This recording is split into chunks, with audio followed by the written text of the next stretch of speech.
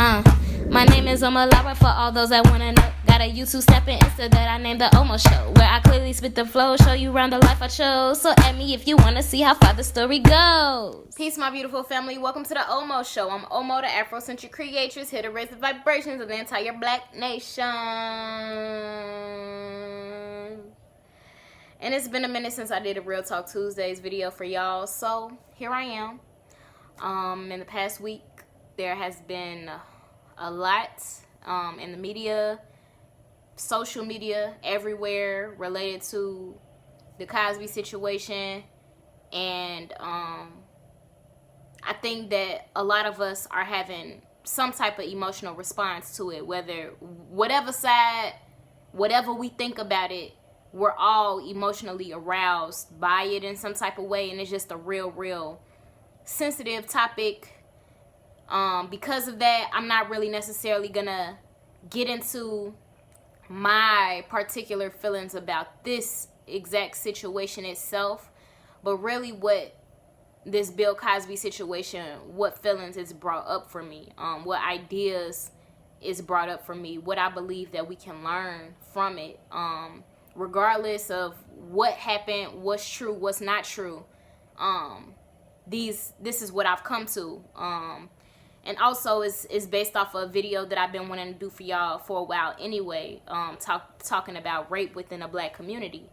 I've been wanting to talk about this for a minute anyway. So here we go. Let's just get into it. I was reading up on the case recently because I didn't want to just be going off of my own feelings. You know, I wanted to at least have some type of knowledge of the case. I don't watch TV. I don't watch the news. I don't even be looking up articles and stuff. I don't even like to put those types of things in my consciousness.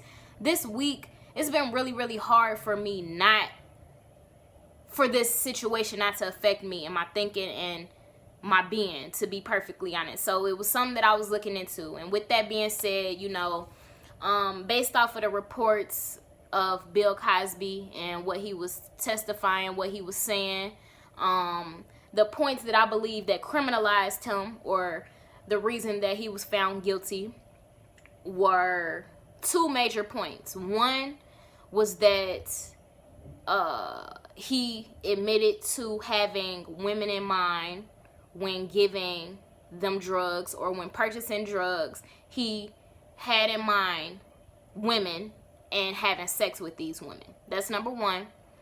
And two, the other point that criminalized him, or that helped them to determine that he was guilty, was him saying that, you know, the women didn't stop him, or, you know, he was just kind of going off of what they reaction. They didn't say no, so he continued and proceeded on.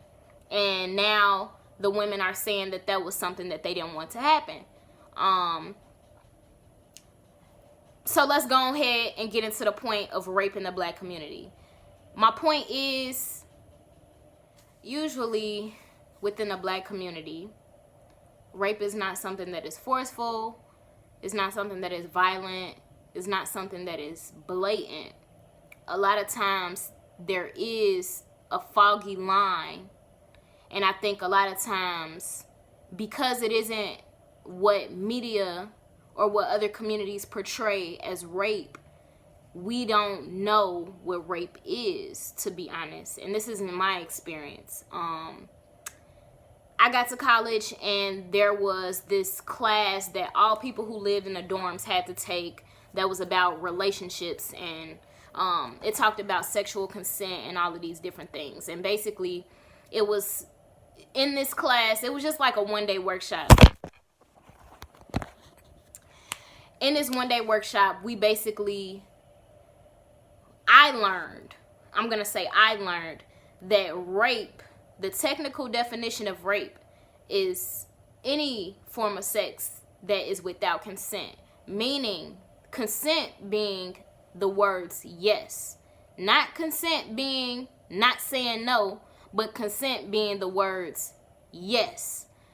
With that being said, that entire workshop that I took, it was triggering for me because it was in that moment that I learned why I had been in situations with men in my past that felt wrong and it felt icky, and I didn't know why, or I didn't know how to place my feelings on it per se. And this is why, because basically I had been in situations with men where I honestly didn't want to have sex, but I didn't say no either. So I go away from a situation feeling real shitty and guilty within myself because I just didn't speak up for myself without contextualizing that or conceptualizing that as rape. And technically it is. Do I believe that a man, like the men who've done it, or the men who I've been in situations with, and this is a thing, do I believe that they need to go to jail for it? No. Personally, I know for a fact that the situations that I've been in, they didn't even know that I felt that way. They honestly didn't know that my answer was no. They honestly didn't even know they was doing anything wrong. And I didn't know they was doing anything wrong in the time either. I thought I was doing everything wrong. But the bottom line is that without them being aware that there was something wrong with the situation, I'm just that type of person to have compassion for everyone involved, having compassion for the man as well, and knowing that no, it's not my fault that it happened. As a woman, is no, it's not my fault that it happened, even though I didn't say yes or I didn't say no. No, it's not my fault that it happened, but I can still understand that it's not necessarily their fault either. Like I say, within a black community, it seems to be a blurry line a lot, as far as these situations go. And it's because a lot of times we just automatically assume that sex is going to be the thing that happens next. This could be men and women. But in my experience, a man automatically assuming that sex is supposed to come after X, Y, and Z. As far as the points, so that is to kind of talk to the point of Cosby and how the assumption is, and I'm not saying these women consented or that they didn't, but what I'm saying is that it relates so directly to what I've experienced in my life, which is, in that situation, the reason he was found guilty, part of it is because that assumption that he made, or that he said, the women didn't say no, so he continued on. That's what criminalized him. That's because technically, by definition, consent is when a woman says yes, or when a person says yes, not just a woman, but a person, when they actually say the words yes. Anything else is up for question. So my whole point is, people need to be more mindful. We need to be way more mindful of how the next person is feeling in the situation while we having sex with them. Before we even have sex, what I'm saying is, before it even gets there, the question should be asked. It should be. Period. Point blank. I know it's kind of weird to ask. I get that it could feel like a mood ruiner. But at the same time, I feel like this Bill Cosby situation just teaches us a lesson where consent, saying, like, making sure you get them words yes is important for y'all, especially black men. It's important for y'all. Making sure you get the words yes is important. It's super important before you continue on, because honestly, even if, like, you never know how the woman is walking away feeling from the situation. And I know that I'm not the only woman that has experienced this. I've even had brothers who I've dated who I had to, say X, Y, and Z to. Not even just about me, but another woman who they done dealt with, and I found out about it, and the woman don't want to say nothing to him because she feeling uncomfortable. So now I'm telling him how she really felt, and he feeling real bad because that wasn't his intention. And that's my point, is that many times it is not the intention to hurt anybody or to rape anybody. Within our community, that's not the intention. That, at least in my experience, that was never the intention. I know for a fact that the men who I've dealt with and I felt that way from, or it was not their intention, which is why I don't blame them at all. It's a matter of us both being accountable in a way. Me being more accountable and being more vocal about how I'm feeling. Me being more adamant about saying no, yes. That is a point of responsibility of me, you know, to speak up if I'm feeling uncomfortable. And at the same time, the responsibility and the accountability on the black man is to make sure that the woman is comfortable, to ask her, hey, are you sure? You know, especially when it's the first time, period, point blank. There's really, like, because then, you know, we come into questions of whether or not this applies to married people or people in a relationship. How many times should you ask? When should you ask? When should you? I'm not going to say married people can't be raped or people in a relationship can't be raped, because they surely can. That I can't really talk about, because that's a very, very complex situation. I understand not wanting to ask every single time that you finna have sex with your partner who you been having sex with. But as far as the first time thing goes, there's no way that you shouldn't ask the question to make sure. And even ask twice. Even ask 3 times. Ask before you even start.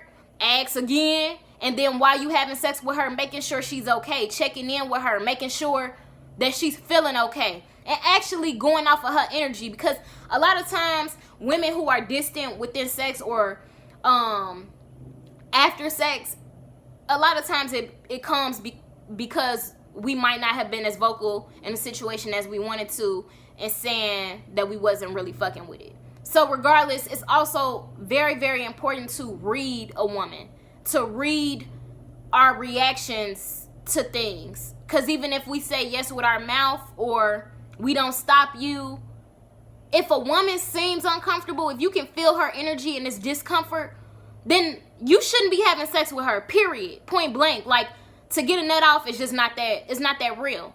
And I just feel like I say, it's not the intention of our man to hurt us. Or in my experience, I know that the men who I've been in this experience with, or this situation with, it was not their intention at all to hurt me. But I will say that they were not sensitive to my emotions. They weren't sensitive to my energy. They were more wanting to have sex than being sensitive to me and my feelings. They were more wanting their pleasure than being sensitive to my pleasure. They wanted their pleasure more than they wanted to pleasure me. And I think that that's very, very important too within the black community. Men being more aware or adamant about actually being in intimate situations with us, not only for themselves, but for the benefit of her. You know, not thinking about they nut, but making sure that she's getting what she needs, which kind of goes into the video about why women don't have orgasms, at least majority of them, that I made like a year ago. But I'm not going to get into that. That's a whole nother topic. But that's my point, is that these kind of things are brought up a lot of times because personally I've dealt with a lot of selfish lovers. Not selfless, but selfish lovers. Selfish lovers who are just in it for themselves, which has a lot to do with the type of man who you dealing with. My boyfriends, or the ones who I was seeing seriously, who really loved me, no, they were not selfish lovers. But as far as a man who I'm just having sex with, we ain't nothing, we ain't nobody. Selfish lovers, at least in my experience, majority of them were selfish lovers. And by being a selfish lover, it kind of opens up the doors or opens up the can of worms for certain things like this, like rape, to happen. You know, you have to be aware. You have to be a selfless lover, and not necessarily selfless, you know, but just be a mutual lover. How about that? To make sure that both parties are getting what they need from the situation. So I wanted to talk about that. Please start asking. If you don't already, please start asking. Because it's a lot of brothers out here who don't even know that they done raped women in the past. A lot of women, you know, that's not my experience. But at the end of the day, I don't believe it's their faults. I don't believe it was their intention. I don't blame the men who I've been in the situations with. I don't blame anybody, because this is the culture. This is what's been happening. It continues to happen. But once you learn better, you do better. So I don't blame. I don't believe they deserve to go to jail. The man who done did it to me, I do not believe that they deserve to go to jail. I don't believe that they deserve to be criminalized for it, because it was a lack of knowledge. It wasn't something that was intentful at all. Yes, you hurt me, and maybe counseling is something that we need to go through, or, you know, some type of talking, healing, some type of healing circle. But at the end of the day, when you're unaware, when it wasn't your intent, I don't believe you should be penalized in that way. But maybe that's just me. I got that much compassion for my community, for my brothers and my sisters. You know, I believe in us at least knowing, like I say, by me now being older, the last situation that happened with me where I felt like I was raped, or where I was raped, let's just say that, I did tell the brother after. I didn't tell him during, but I told him after how I felt. I told him how it wasn't cool, how that's what kind of made me feel like I didn't want to ever see him again, and that I didn't feel like it was any fault of his, but that's why the distance was created between us, because he was really wondering what happened.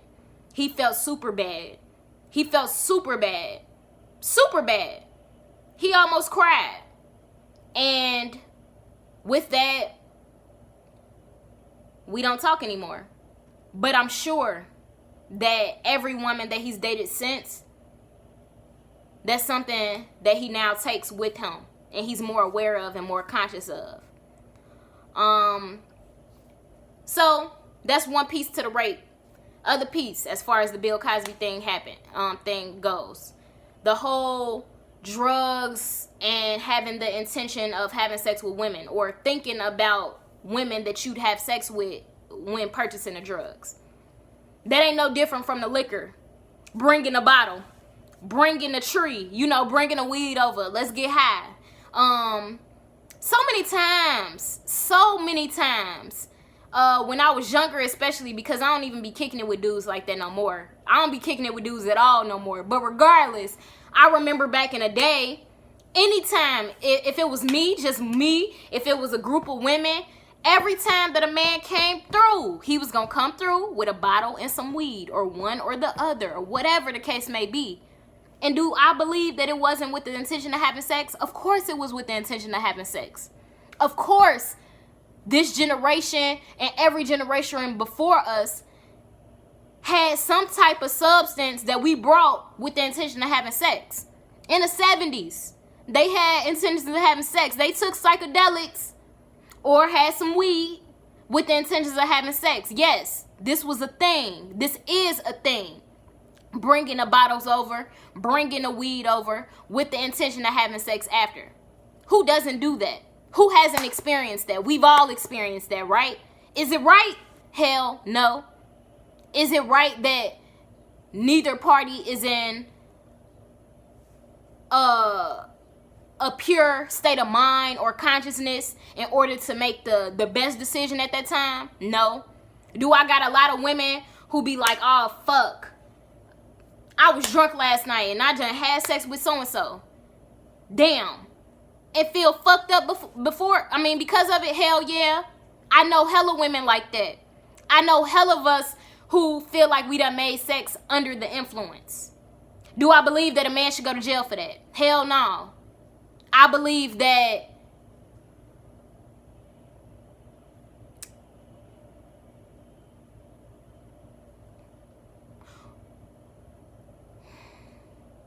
I just believe we have to be more conscious of the decisions that we make and how we're treating each other, how we're dealing with each other, just so things like this won't happen, y'all.